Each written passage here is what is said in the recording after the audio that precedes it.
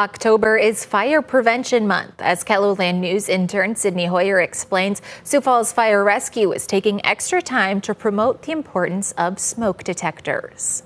This month, Sioux Falls Fire Rescue is installing smoke alarms for free in homes around the city.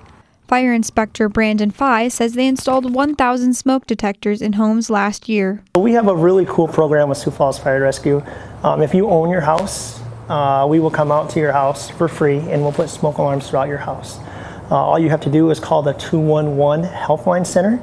They'll ask you some questions. You'll get on a list. Sioux Falls Fire will give you a call.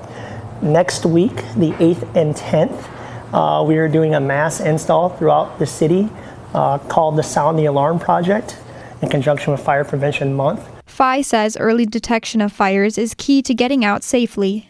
The studies show that you literally have a 50% chance or less of getting out of a house without working smoke alarms. So if you took a quarter right now and you flipped it and landed heads, you get out, or tails, you don't. Those odds are pretty staggering. Smoke detectors should be installed in every bedroom and level of a house. No matter who you are or where you live, Fye says smoke detectors are necessary for home safety. Fire does not discriminate if you're rich, if you're poor. It just doesn't discriminate. And we have been to fires over the years where people don't have working smoke alarms in their house, and it's very tragic if they don't make it out safe or if they lose their entire home. In Sioux Falls, Sydney Hoyer, KELOLAND News. For more information on Sound the Alarm, click the link with this story online or call 211.